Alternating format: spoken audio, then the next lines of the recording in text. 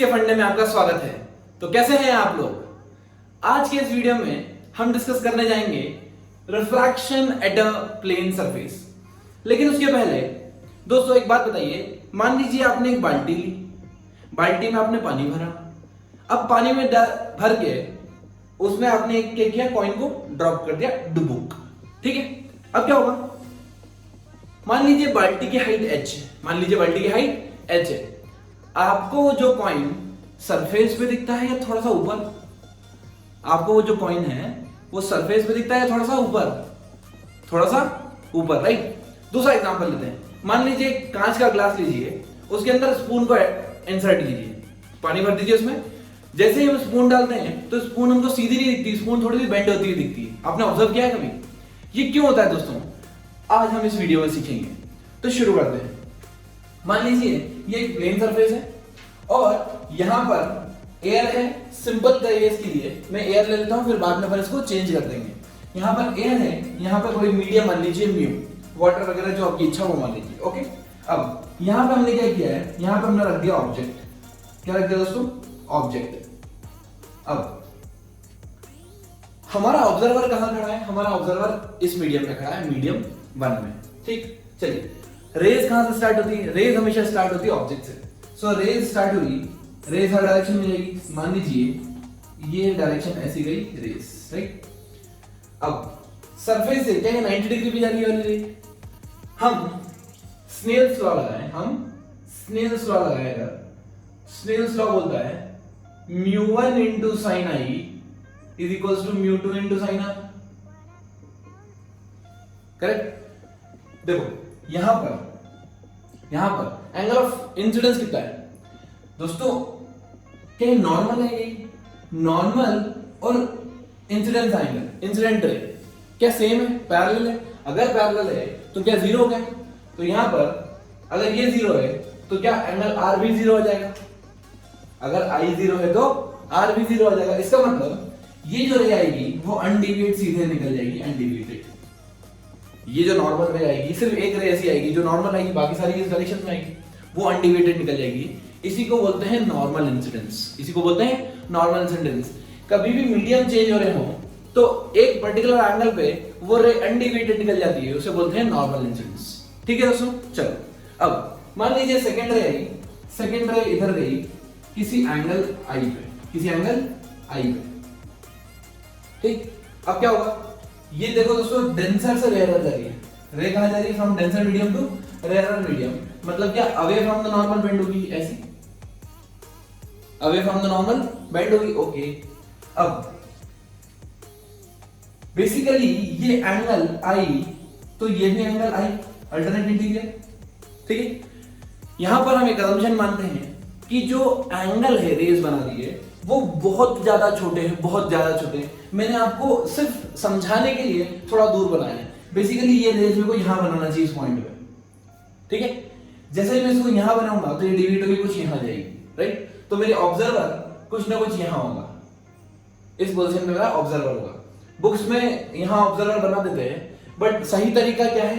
सही तरीका ये है कि एकदम 100% इसको बहुत क्लास पे लेके आओ। रेस को क्या मानो दोस्तों? पैराक्सियल मानो, एंगल बहुत छोटे छोटे मानो, तब आपको जो आएगा आंसर वो परफेक्ट आएगा। ठीक है, चलिए हम क्या कर रहे हैं, हमें पता है कि अगर मान लीजिए ये रे कहां जाएगी? ऑब्जर्वर की आंखों में, ऑब्जर्वर की आंखों में। तो यहां से इसको मैं एक्सटेंड करूं इस पॉइंट पे, तो आपको ऐसा लगा कि ऑब्जर्वर क्या बोलेगा? ऑब्जर्वर क्या बोलेगा दोस्तों? ऑब्जर्वर बोलेगा कि मुझे जो रेज दिख रही है, मुझे जो रेज दिख रही है वो यहां दिख रही है, मुझे जो रेज दिख रही है वो यहां से आती दिख रही है, इस पॉइंट बी डैश से, राइट। फिर से बता दो दोस्तों, ये ऑब्जर्वर यहां नहीं है, ऑब्जर्वर यहां है ऊपर, लेकिन रेज बहुत बहुत बहुत बहुत बहुत छोटी बनाई मैंने, और सिर्फ समझाने के लिए मैंने आपको ऑब्जर्वर को ऐसा बताया कि ये रेज निकल के ऑब्जर्वर की आंखों में जा रही है। ठीक है, चलिए अब ये जो एंगल बनाता है, क्या ये एंगल आर होता है? Angle of refraction. अगर ये एंगल ऑफ रिफ्रैक्शन है तो ध्यान से देखो दोस्तों, ये रे और ये रे क्या सेम रे? ये वाली ये एंगल वर्टिकल से आर बना रही है, तो ये भी वर्टिकल से आर एंगल बनाएगा, ज्योमेट्री। ठीक है, तो हमारा ये एंगल आई हो गया, ये एंगल आर हो गया। ये कौन रे बना रही है? ये रिफ्रैक्टेड रे बना रही है, और ये एंगल बना रही है इंसिडेंट रे। ओके ना, इसका मतलब आपको ऐसा दिख रहा होगा कि जो ऑब्जेक्ट एक्चुअली में यहां रखा है, ऑब्जर्वर को वो थोड़ा सा ऊपर दिख रहा है, वो थोड़ा सा ऊपर दिख रहा है। और यही कॉन्सेप्ट होता है, जैसे ही आप बाल्टी में देखते हैं तो आपको कॉइन बेस पे नहीं दिखता, थोड़ा सा ऊपर दिखता है, वो इस वजह से होता है।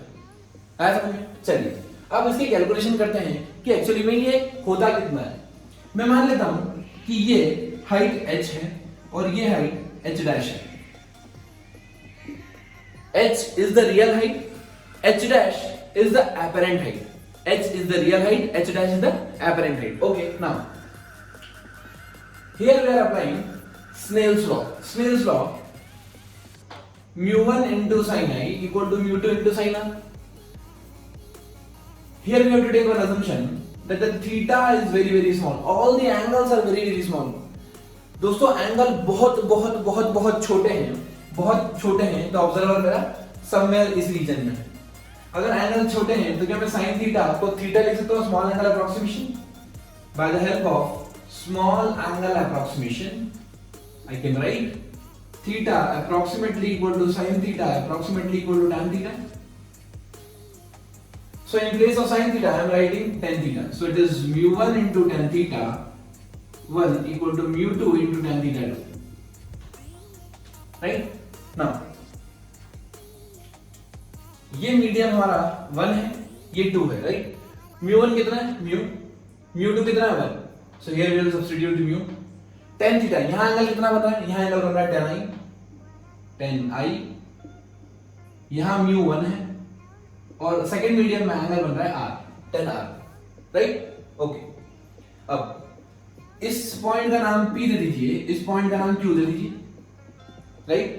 चलिए अगर मैं आपसे पूछूं triangle PBQ, triangle PBQ, what is the value of tan i? tan i is nothing, it is perpendicular by base, perpendicular by base means I can write PQ divided by PB, PQ divided by PB। दोस्तों P से P cancel मत कर देना, ये distance है यहां से यहां तक, क्या? चलिए is equal to 1 into tan r। tan r की वैल्यू क्या होगी दोस्तों? ट्रायंगल PBQ लेते हैं, ट्रायंगल PB'Q, PB'Q, PB'Q लेते हैं, तो हमें tan r की वैल्यू आएगी परपेंडिकुलर बाय बेस, मतलब PQ divided by PB', PQ divided by PB'। Clear? चलो PQ ने PQ को मार दिया, क्या बचा? PB' divided by PB is equal to 1 by mu. PB' divided by PB is equal to 1 by mu. PB' क्या है दोस्तों? PB' हमारा apparent height है। PB' क्या है दोस्तों? apparent height, जो हमें दिख रही है। और PB क्या है? PB actual height है। PB क्या है दोस्तों? actual height is equal to कितना है हमारा? 1 by mu, 1 by mu, correct? अब इस फॉर्मूले को आप बहुत अच्छे से याद कर लीजिए, h dash upon h is equal to 1 by mu. आपको दिख रहा होगा दोस्तों, जो h डैश की वैल्यू है वो क्या h बाय म्यू है। h टोटल हाइट और म्यू के रिफ्रैक्टिव इंडेक्स, म्यू की वैल्यू हमेशा 1 से बड़ी होगी यहाँ पे इस केस में। अगर म्यू की वैल्यू एब्सोल्यूट है, 1 से बड़ी है, तो हाइट h बाय म्यू मतलब समथिंग लेस देन h आएगी, दैट इज फॉर श्योर। और आपको समझ में आ जाएगा कि हाँ ये ऑब्जेक्ट हमें थोड़ा सा ऊपर दिखेगा, जो एक्चुअल हाइट h होना चाहिए वो एक्चुअल हाइट h नहीं होगी, राइट? ओके, यहां पर 2-3 पॉइंट्स आपको बहुत ज्यादा इंपॉर्टेंट ध्यान रखना है। सबसे पहला कि अगर मान लीजिए ये मीडियम mu1 होता, ये मीडियम mu2 होता, ये मीडियम mu1 होता और ये मीडियम mu2 होता, तब क्या करते? देखो जहां पर mu था, जहां पर म्यू था वहां पे क्या आ गया? mu1, तो यहां पे हम लिख सकते हैं mu1।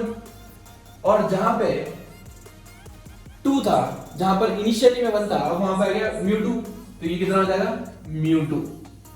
तो ये फॉर्मूला ज्यादा याद करिए दोस्तों, ये ज्यादा इंपॉर्टेंट है। कैसे? Apparent height by real height is equals to mu two by mu one. अब एक कंफ्यूजन क्रिएट होता है यहाँ पर कि म्यू2 किसको बोलेंगे और म्यू1 किसको बोलेंगे। तो उस कंफ्यूजन को रिमूव करने के लिए मैं आपके लिए एक और बढ़िया तरीका लेके आया हूं। हमेशा मानिए दोस्तों म्यू2 क्या है, म्यू2 में ऑब्जर्वर है, म्यू2 में ऑब्जर्वर है और म्यू1 में ऑब्जेक्ट है। So we can write mu of the observer divided by mu of the object, mu of the observer divided by the mu of the object. अगर आपने ये फॉर्मूला याद कर लिया तो आप सब तरीके प्रॉब्लम सॉल्व कर सकते हैं सिंगल फॉर्मूले से। मतलब अगर आप इस मीडियम से इस मीडियम में दिख रहे हैं या इस मीडियम से इस मीडियम में दिख रहे हैं, उससे कोई फर्क नहीं पड़ेगा। आपको अलग अलग फॉर्मूले डिराइव नहीं करना पड़ेंगे जैसे हम नॉर्मली बुक्स में डिराइव किए होते हैं, when you see from rare to denser और डेंसर टू रेयर। नहीं, यहाँ पर ये फॉर्मूला यूज करके, ये दोस्तों ये फॉर्मूला यूज करके आप सारे तरह की प्रॉब्लम यूज कर सकते हैं। आपको याद क्या करना है, apparent height by real height equals to mu of the observer divided by mu of the object. मतलब हम ऐसा भी बोल सकते हैं इसको, रेस कहां से आ रही है, रे हमेशा ऑब्जर्वर से आती है, रे हमेशा ऑब्जेक्ट से आएगी। रे कहां से निकल के आती है, ऑब्जेक्ट से निकल के आती है और जाती कहां है, ऑब्जर्वर में।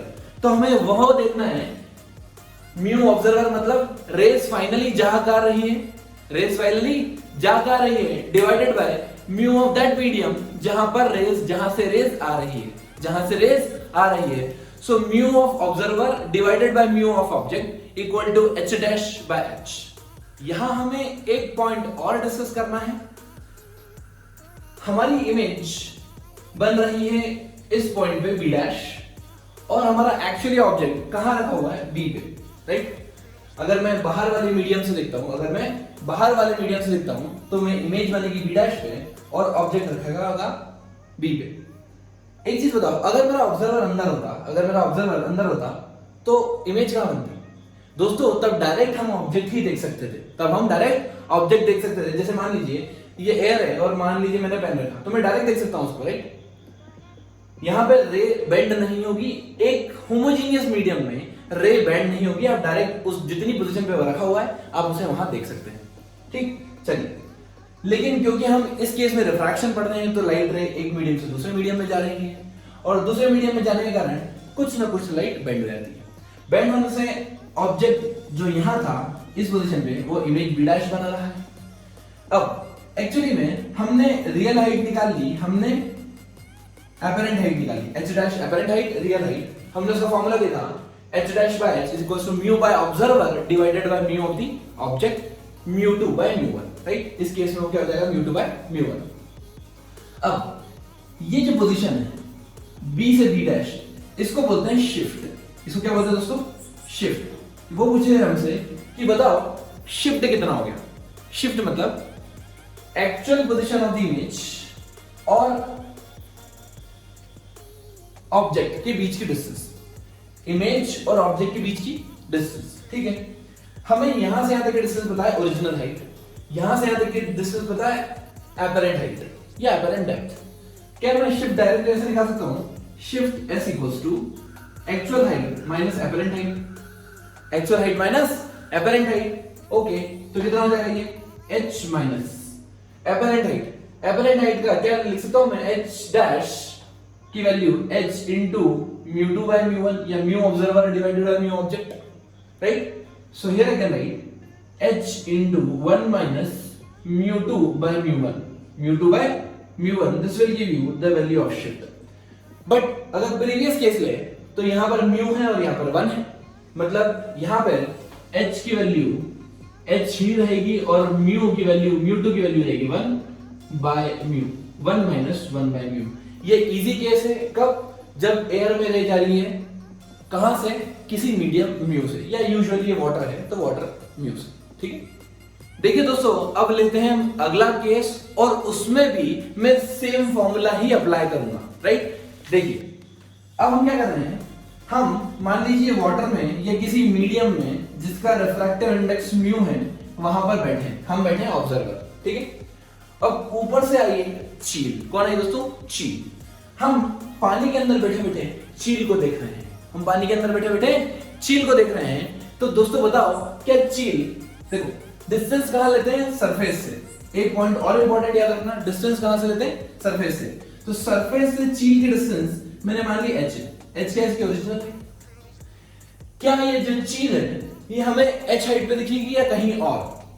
हमें ये दिखेगी कहीं और डेफिनेटली। देखो दोस्तों, अब क्या होगा, यहां से रे स्टार्ट होगी, ये रे स्टार्ट हुई, मान लीजिए ये नॉर्मल इंसिडेंट हुआ तो ये तो सीधी चली गई, ठीक। अब रे कुछ एंगल पे आएगी, राइट। ये रेयरर है, ये डेंसर है। जैसे ये रेयरर टू डेंसर जाती है तो क्या वो टुवर्ड्स द नॉर्मल बेंड होती है, तो ये टुवर्ड्स द नॉर्मल बेंड होगी, राइट। इसका मतलब ऑब्जर्वर को दिखेगा, ऑब्जर्वर को क्या दिखेगा कि ये रे एक्चुअली यहां से नहीं आ रही, ये रे यहां से आ रही है। यहां इसकी इमेज दिखेगी चील, किसको? ऑब्जर्वर को। तो आपको समझ में आ गया होगा कि जैसे ही मैंने एयर से पानी में देखा था तो मेरे को ऊपर दिखा था, मतलब रेयरर से डेंसर मीडियम में देखता हूं तो मेरे को हाइट छोटी दिखती है। सिमिलरली अगर मैं डेंसर से रेयरर में देखता हूं तो एक्चुअल में जो दिखती है हमें हाइट वो बड़ी दिखती है, एपरेंट हाइट होती है बड़ी। बड़ी कैसे? देखो दोस्तों, आपको ऑब्जेक्ट एच पे रखा है लेकिन जो इमेज बन रही है क्या वो एच डैश पे बन रही है? इमेज कहां बन रही है दोस्तों? एच डैश पे, ठीक है। अब आप चाहो तो वैसे ही कैलकुलेशन कर सकते हो, एंगल आई एंगल आर मान के सब कुछ करके, लेकिन मैंने आपको बोला ये वाला फॉर्मूला आप लगाओगे दोस्तों तो आपको कभी कोई दिक्कत नहीं आनी है। आप कहीं भी बैठो कहीं भी देखो कोई दिक्कत वाली बात नहीं है। चलिए हम यही फॉर्मूला लगाएंगे, बस यहाँ पर μ2 μ1 दोस्तों आपको ध्यान रखना है, हम ये नहीं लगा सकते डायरेक्ट, हम लगाएंगे ये apparent height by real height divided by mu observer divided equals to mu of observer divided by mu of object, ठीक है। चलिए यहां पर ऑब्जेक्ट कौन है? चील। ऑब्जेक्ट कौन है? चील, ठीक है। इसका मान लीजिए ये है 1 और ये मान लीजिए म्यू। सिंपल केस लेते हैं, फिर μ1 μ2 1 अपने हिसाब से ले लेंगे, ठीक है। तो म्यू ऑफ ऑब्जर्वर, ऑब्जर्वर कहां बैठा है? म्यू।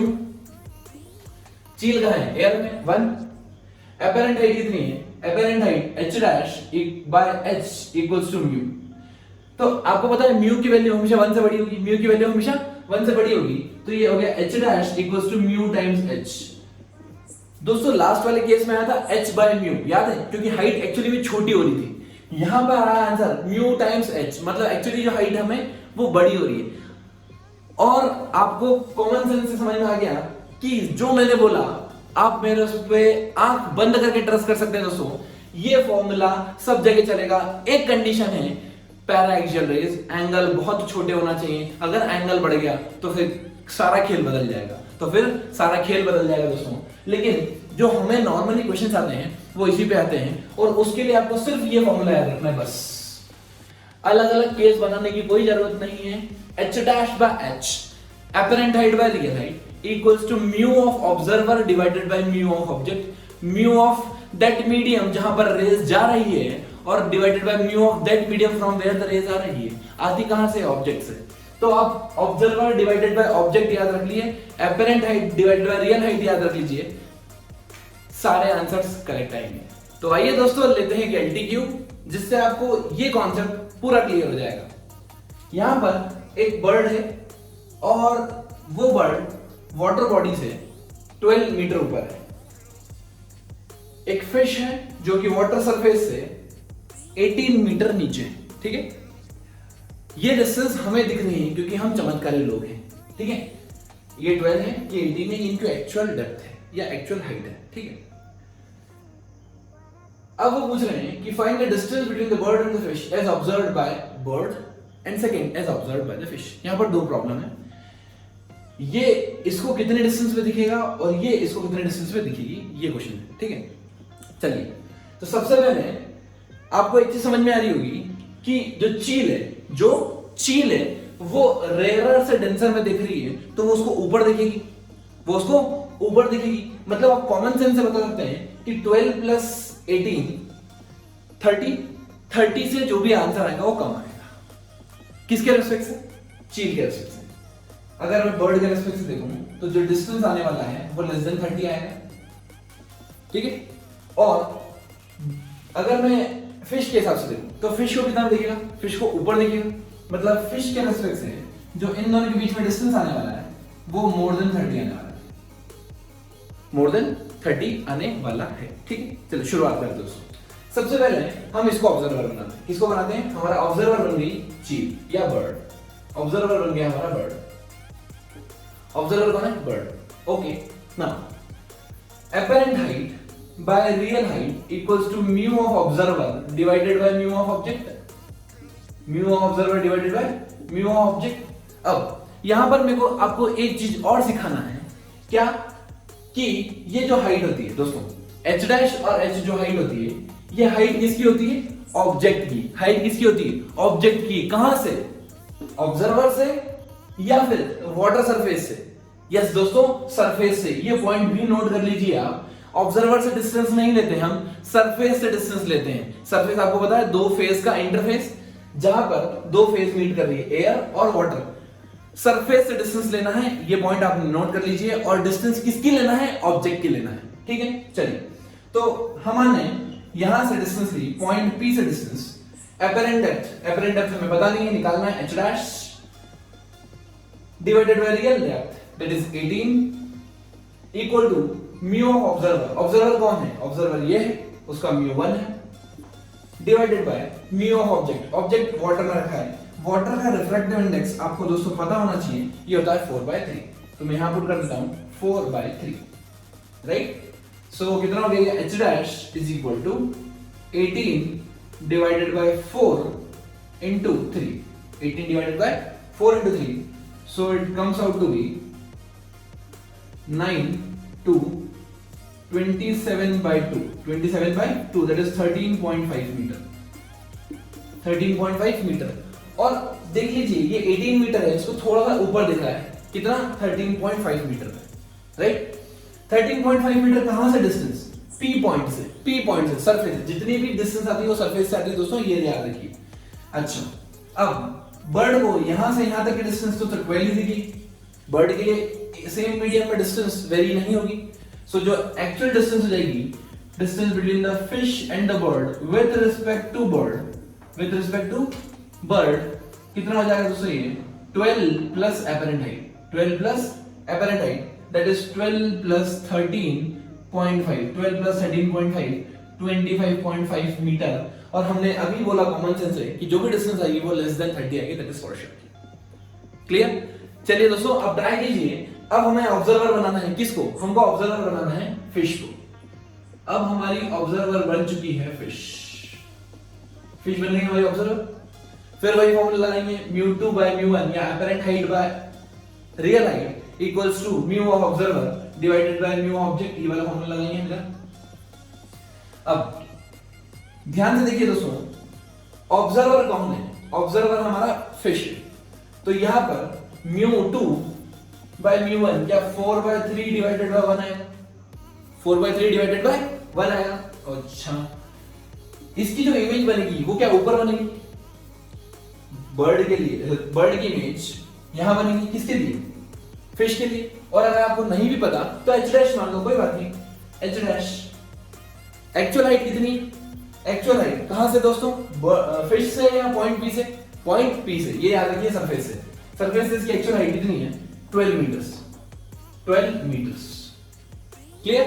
चलो तो कितना आएगा? h dash is equals to 12 into 4/3 that is 16 metre.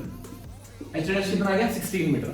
और दोस्तों आपको दिखा है इसकी हाइट, एक्चुअल हाइट 12 है, लेकिन फिश को कितना दिख रही? 16, मतलब ये कहीं ऊपर बन रही होगी। क्लियर? चलो अब हमें क्या निकालना है? दोनों के बीच की distance. Distance between the bird and the fish with respect to fish, right. यहां से यहां तक की डिस्टेंस, इमेज तक की डिस्टेंस 16 आ चुकी है। अब यहां से यहां तक तो इसको एक्चुअल डिस्टेंस दिखेगी, सेम मीडियम में एक्चुअल डिस्टेंस ही दिखती है। तो हो जाएगी 18 metre plus apparent height of the bird. So ये हो जाएगा 18 प्लस 16 दैट इज 34 मीटर। और ये देखिए लीजिए दोस्तों, ये हमारा आंसर फिश के रेस्पेक्ट से 30 से ज्यादा आना चाहिए। हमारा आंसर आ रहा है 34 metre. Clear? So now friends we will discuss shift through a glass slab. यहां पर हमें एक ग्लास स्लैब दिया है जिसका रिफ्रैक्टिव इंडेक्स म्यू मान लीजिए, थिकनेस मान लीजिए t, थिकनेस मान लीजिए t, राइट। अब इस ग्लास स्लैब के थ्रू हमें क्या निकालना है? हमें निकालना है शिफ्ट। दोस्तों देखिए ध्यान से, मान लीजिए कोई ऑब्जेक्ट रख दिया मैंने यहां पर A, कोई ऑब्जेक्ट रख दिया मैंने ए, और अगर मेरा कोई ऑब्जर्वर इसको यहां से देखेगा, कोई ऑब्जर्वर ऊपर से देखेगा, तो एक्चुअली में टी हाइट है उसकी, लेकिन ऑब्जर्वर को क्या दिखेगा, थोड़ा सा ऊपर, वही निकालते हैं। यहां पर देखिए अगर कि apparent height by real height is equals to mu observer divided by mu object, mu observer divided by mu object. mu observer कितना है दोस्तों 1, mu object है mu, where mu is the refractive index of glass slab.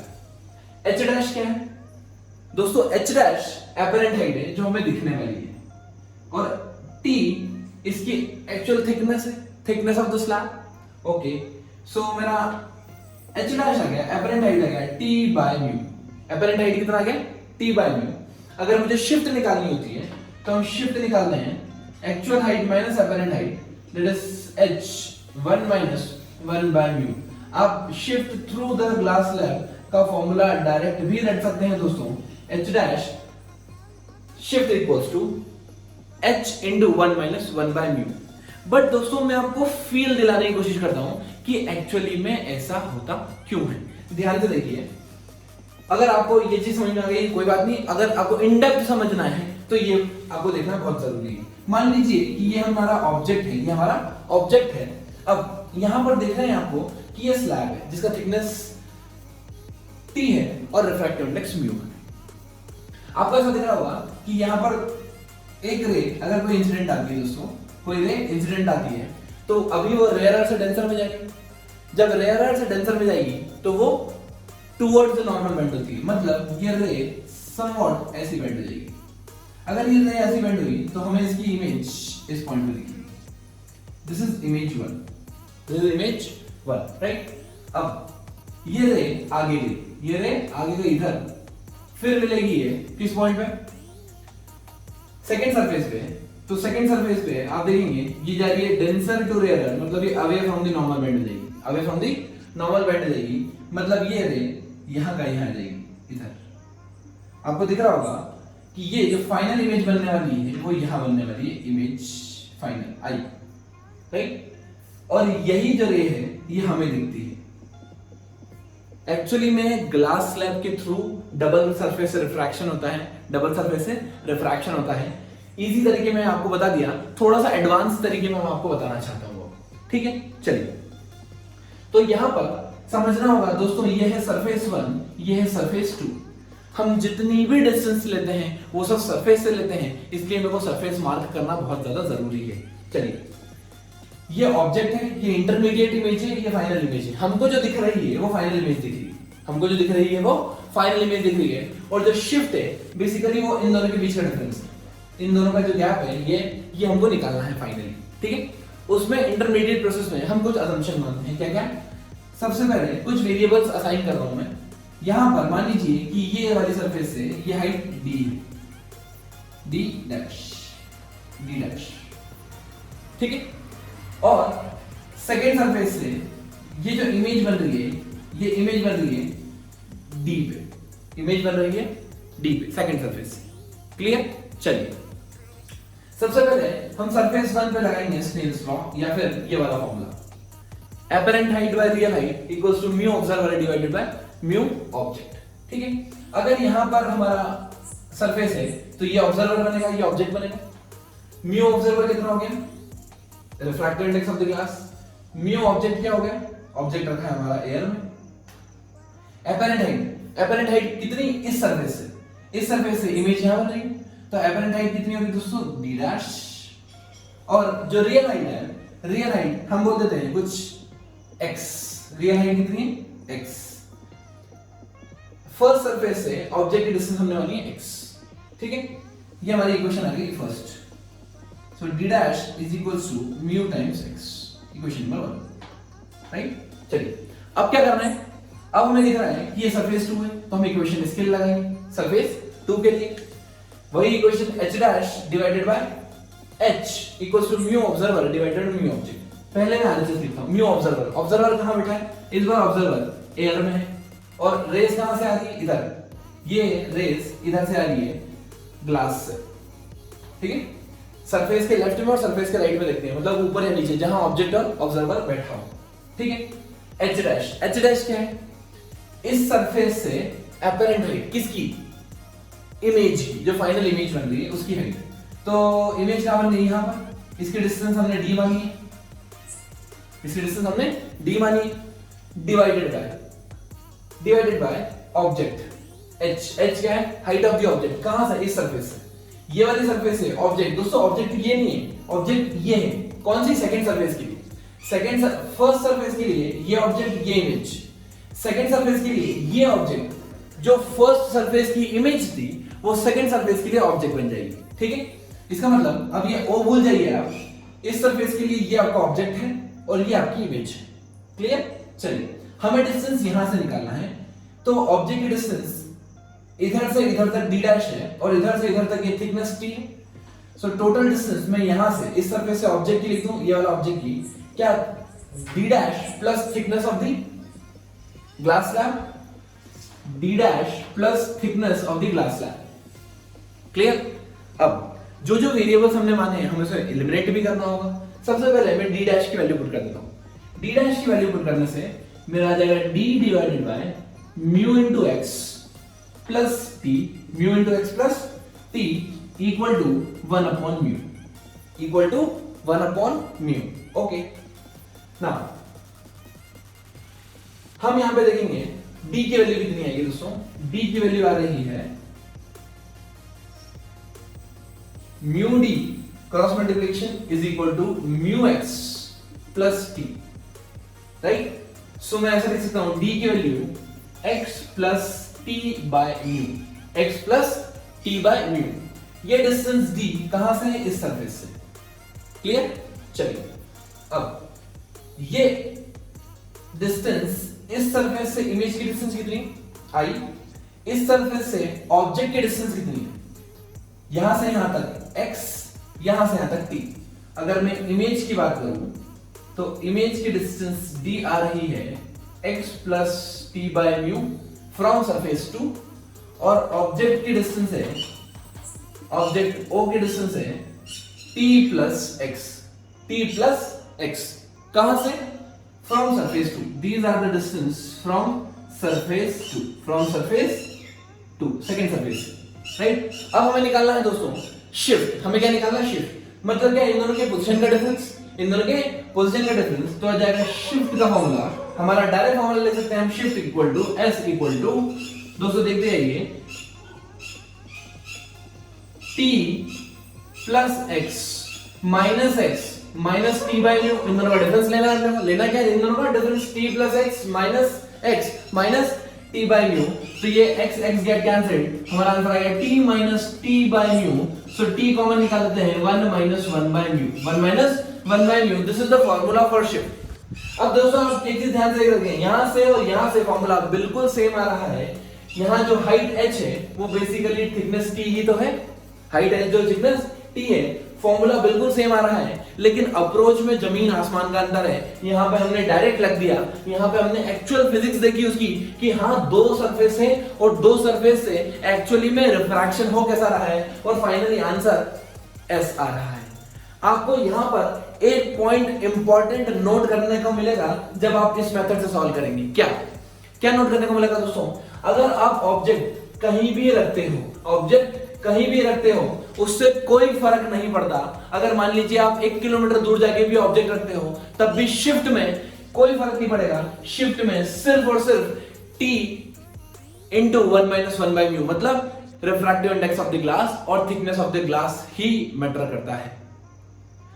इसके ऊपर based हम बहुत सारे complex problems को फिंगर टिप्स से सॉल्व कर सकते हैं, लेकिन आपको ये फील आना चाहिए कि हाँ जो शिफ्ट आया वो t into 1 minus 1 by mu आया, प्लस ये ऑब्जेक्ट की डिस्टेंस से इंडिपेंडेंट है। क्लियर दोस्तों? अब हम डिस्कस करते हैं कुछ स्पेशल पॉइंट्स।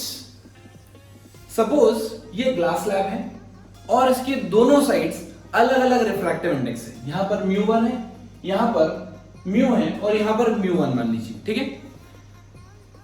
दोनों साइड मतलब इस सरफेस की दोनों साइड और इस सरफेस के दोनों साइड अलग अलग रिफ्रैक्टिव इंडेक्स है। या मैं बोलूं ये सराउंडिंग इनका ऐसा है जिनकी कुछ ना कुछ रिफ्रैक्टिव इंडेक्स है। लास्ट केस में हमने एयर माना था, राइट। अब इस केस में अगर शिफ्ट निकालनी होती है तो शिफ्ट कैसे निकालते हैं? Shift equals to T into 1 minus 1 by mu. ये पहले फॉर्मूला आता था याद है, जब दोनों तरफ एयर थी और बीच में क्या था? Glass slab. अब जहां पर म्यू है वहां पर मान लीजिए ये म्यू 2 दे देते हैं, ठीक है। पहले जहां पर म्यू था अब वहां पर म्यू 2 आ गया, मतलब यहां पे क्या हो जाएगा? म्यू 2। और जहां सराउंडिंग थी, जहां 1 था, अब वहां क्या आ जाएगा? म्यू 1। तो आप इसको एज अ फॉर्मूला ट्रीट कर सकते हैं। जब ग्लास स्लैब किसी मीडियम में प्लेस्ड हो तब आपको शिफ्ट निकालना हो तो शिफ्ट आती है T into 1 minus mu 1 by mu 2, where mu 2 is the refractive index of glass slab itself. ना जब आप ऐसा करेंगे तो दोस्तों आपको शिफ्ट कभी पॉजिटिव आएगी कभी नेगेटिव आएगी, कभी पॉजिटिव आएगी कभी नेगेटिव आएगी। इसका मतलब जैसे मान लीजिए कि ऑब्जेक्ट यहां रखा है, हो सकता है कि इमेज यहां बन जाए, हो सकता है कि इमेज यहां बन जाए I2 I1। दो केस पॉसिबल है, दो केस पॉसिबल है, या तो इमेज राइट में बने या इमेज लेफ्ट में बने। It depends on the refractive index. देखिए दोस्तों ये म्यू1 म्यू2 पे डिपेंड करेगा। अगर म्यू1 बड़ा है तो डेफिनेटली शिफ्ट नेगेटिव आएगी, और अगर म्यू2 बड़ा है तो शिफ्ट पॉजिटिव आएगी, ठीक। चलिए अब ये पॉजिटिव नेगेटिव का मतलब क्या है? क्योंकि जो शिफ्ट होती है वो डिस्टेंस होती है। अब हमको ये थोड़ी पता पड़ेगा कि राइट में बन रही है लेफ्ट में, तो उसके लिए आपको एक रूल या लॉजिक समझ लीजिए। अगर शिफ्ट पॉजिटिव आए तो समझ जाना दोस्तों इमेज पहले कहां बनती थी हमारी? जब हमारा म्यू था और यहाँ 1 1 था तब हमारी जो शिफ्ट आती थी वो 1 माइनस 1 बाई म्यू आती थी, दैट इज पॉजिटिव आती थी। जब पॉजिटिव आती थी क्या वो आगे की तरफ बनती थी? आगे की तरफ बनती थी, मतलब ऑब्जेक्ट अगर यहां रखा है तो 100% जो इमेज बनेगी वो टुवर्ड्स द ग्लास स्लैब बनती थी, टुवर्ड्स द ग्लास स्लैब बनती थी। इसी लॉजिक को फर्दर इंप्लाई करते हुए ऐसा मानेंगे जब भी शिफ्ट पॉजिटिव है समझ जाना इमेज बन रही है टुवर्ड्स द ग्लास, इमेज बन रही है टुवर्ड्स द ग्लास। और जैसे ही शिफ्ट नेगेटिव आए समझ जाना कि अब जो रिफ्रैक्टिव इंडेक्स बाहर का है वो ज्यादा हो गया है, तो हमारी जो इमेज बन रही है वो पीछे की तरफ बन रही है, तो ये बन रही है away from glass, away from glass. दोस्तों ये छोटे छोटे पॉइंट्स अगर आप नोट करेंगे, याद रखेंगे, तो कॉम्पिटिटिव एग्जामिनेशंस में आपको कहीं भी कंसेप्चुअली कोई भी आपको बीट नहीं कर पाएगा, ठीक है। चलिए तो ये तो हो गई हमारी बात मीडियम वाले स्लैब की, जब आसपास मीडियम हो, प्लस उसमें शिफ्ट कैसे निकालते हैं, और पॉजिटिव शिफ्ट और नेगेटिव शिफ्ट का मतलब क्या है। पॉजिटिव शिफ्ट मतलब towards the glass and negative shift मतलब अवे फ्रॉम द ग्लास, बस ये याद रखना है आपको। चलिए अब मान लीजिए कंपोजिट स्लैब दे दिया उन्होंने, बहुत सारे छोटे छोटे ग्लास स्लैब को मिला दिया, सबका रिफ्रैक्टिव इंडेक्स अलग अलग मान लेता हूं मैं, ये मान लेता हूं म्यू1 म्यू2 म्यू3 म्यू4, और इनका thickness T1 T2 T3 T4, general case ले लेते हैं बिल्कुल। अब मान लीजिए उन्होंने ऑब्जेक्ट प्लेस किया है कुछ सी डिस्टेंस x पे। हमें पता है कि जो ग्लास स्लैब से शिफ्ट आता है वो x पे डिपेंड नहीं करता, ठीक है। अगर वो मुझे पूछे कि नेट शिफ्ट निकालो, तो दोस्तों आपको करना क्या है? आपको इंडिविजुअल शिफ्ट कैलकुलेट करना है। इंडिविजुअल शिफ्ट कैसे कैलकुलेट करेंगे आप? आसपास आपको मानना है एयर, बीच में मानना है म्यू1। तो इसका शिफ्ट कितना आएगा दोस्तों? इसका शिफ्ट आएगा T1 into 1 minus 1 upon mu one. Similarly आपको सेकंड का इंडिविजुअल शिफ्ट मानना है, आसपास एयर मान के बीच में मानना है म्यू2, इसका आ जाएगा T2 इंटू 1 माइनस म्यू2।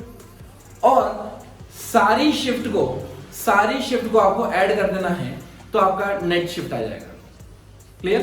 एक और स्पेशल केस कंसीडर करेंगे दोस्तों।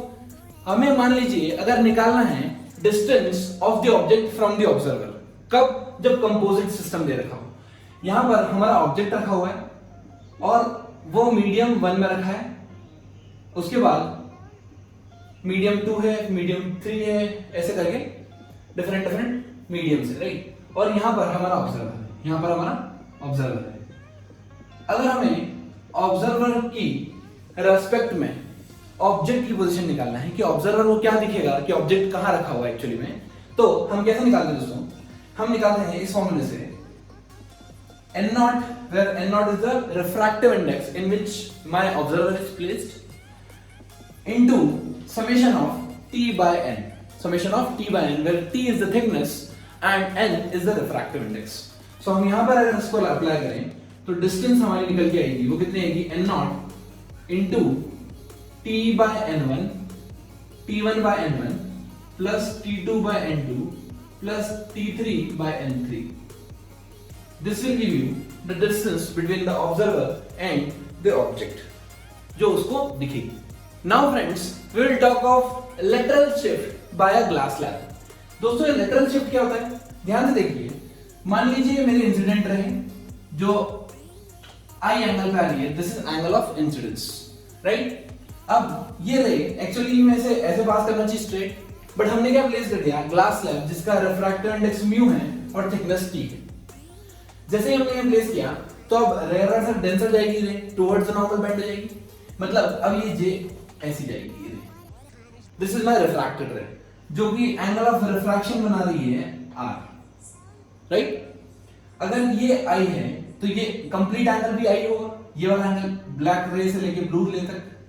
तो ये जो एंगल हो गया ये वाला कितना हो जाएगा, आई माइनस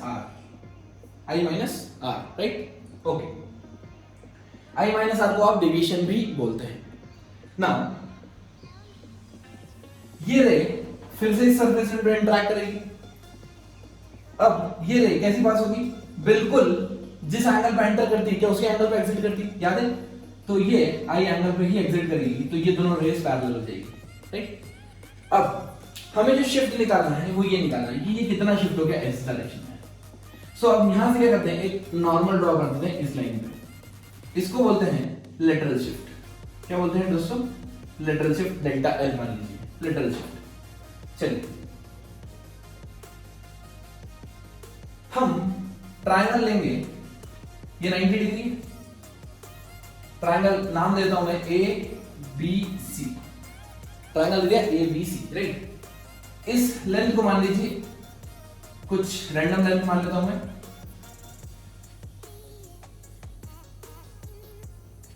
h मान लीजिए, ठीक है. क्या माना मैंने, h. अगर मैं ट्रायंगल बनाऊं ये वाला कौन सा, A B C, triangle A B C. Triangle A B C में दोस्तों अगर मैं आपसे पूछूं बताओ साइन थीटा की वैल्यू कितनी, साइन थीटा, थीटा क्या होगा, ये angle I minus R, sine I minus R. क्या होगा, perpendicular distance that is BC divided by hypotenuse. Hypotenuse कितना है, h. BC divided by AB, BC divided by AB. BC कितना है, मेरा lateral shift divided by AB. AB is hypotenuse, that is equals to sine of I minus R. मैं interested हूं delta L या lateral shift निकालना है, ठीक है. हमें निकालना लेटरल शिफ्ट. उसके लिए लेटरल शिफ्ट के लिए मुझे क्या चीज चाहिए, हमें चाहिए h into sine I minus R. मुझे h निकालना है. साइन आई माइनस आर तो मैं इजीली निकाल सकता हूं, एंगल ऑफ इंसिडेंस और एंगल ऑफ रिफ्रैक्शन का डिफरेंस. h निकालना है दोस्तों, देखिए ध्यान से.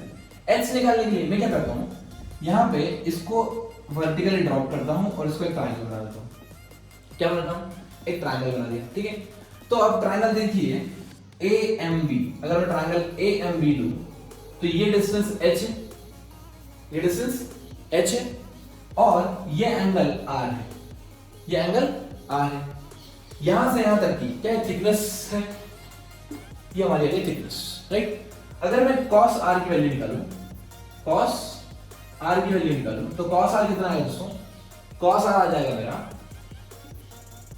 Base upon hypotenuse, base upon hypotenuse. So I can write h is equals to t by cos r, or I can write t into secant r, t into secant r, right. चलिए ये मान लीजिए equation में number 1 दे देता हूं, equation number 1 दे देता हूं, ठीक है. हमें निकालना क्या है, लेटरल शिफ्ट. लेटरल शिफ्ट हमारा आ गया, ये हो गया t into secant r into sin I minus r. T into secant r sin I minus r. This is the formula for lateral shift through a glass slab. Clear?